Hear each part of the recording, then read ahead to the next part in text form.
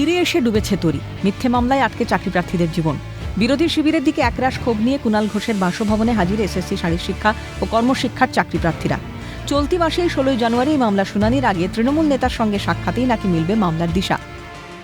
SSC শারীরশিক্ষা ও কর্মশিক্ষা যারা চাকরি প্রার্থীরা রয়েছেন তারা আজকে এসেছিলেন কুণাল ঘোষের সাথে দেখা করতে, কারণ ইতিপূর্বে কুণাল ঘোষ তাদের জন্য কিন্তু সরকারের পক্ষ থেকে মধ্যস্থতা হয়ে তাদের জন্য আবেদন করেছিলেন এবং সেই হিসাবে তারা বলছেন যে এর আগে তাদের এই কাজ হয়েছে এবং তাদের এক ধাপ এগিয়েছে তাদের জয়েনিংয়ের বিষয়। আমরা অ্যাপয়েন্টমেন্ট দেওয়া হোক, আমাদের স্টে যে মিথ্যা কেসে যে আমাদেরকে আজকের 2.5 বছর স্টে দিয়ে রেখেছে, সেই স্টেটা উঠে গিয়ে যেন আমাদের স্কুলে পাঠানোর ব্যবস্থা করে। আমরা শুধু কুণাল স্যার নয়, এর কিছুক্ষণ আগে আমরা আচার্য সদন চেয়ারম্যান স্যারের সঙ্গে বিকাশ ভবনে দেখা করেছি এই সেম কথা। 16 তারিখ যেহেতু আমাদের হিয়ারিং রয়েছে, এতদিন এজি স্যার আমাদের হয়ে হলফনামা জমা করেছে, সমস্ত কিছু করেছে।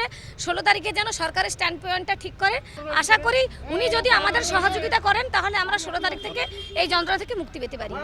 পেন্ডিং আছে একটা মিথ্যা কেসের ভিত্তি করে বিরোধী রাজনীতি দলের চক্রান্তে আনসাকসেসফুল ক্যান্ডিডেট যারা পাসই করে নয়, যারা সার্টিফিকেট জাল, তারা কেস করে আটকে রেখেছে। একটা রাজনীতির শিকার হয়েছে আমরা।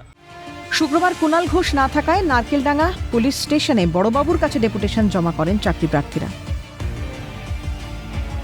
আগামী 16 তারিখ তাদের এই কেসের হিয়ারিং রয়েছে এবং যাতে 16 তারিখ এই বিষয়টিকে আরও ভালোভাবে দেখা হয় এবং তাদের জয়েনিংটা সম্পূর্ণভাবে হয়ে যায়, তার জন্য আজ তারা কুণাল ঘোষের সাথে এসেছিলেন। কিন্তু কুণাল ঘোষ না থাকাতে তাদের আগামীকাল সময় দেওয়া হয়েছে দেখা করার জন্য। ফলত তারা আগামীকাল যাবেন এবং তাদের যে বিষয় সেই বিষয় আবারও তুলে ধরবেন এবং যাতে এই ঘটনা যে তাদের সেই জয়েনিং যাতে তাড়াতাড়ি হয়ে যায় তা নিয়ে কিন্তু আবারও কুণাল ঘোষের সাথে তারা কথা বলবেন। ক্যামেরায় সোনাই ঘোষের সাথে সৌভিক গিরি, ক্যালকাটা নিউজ, কলকাতা।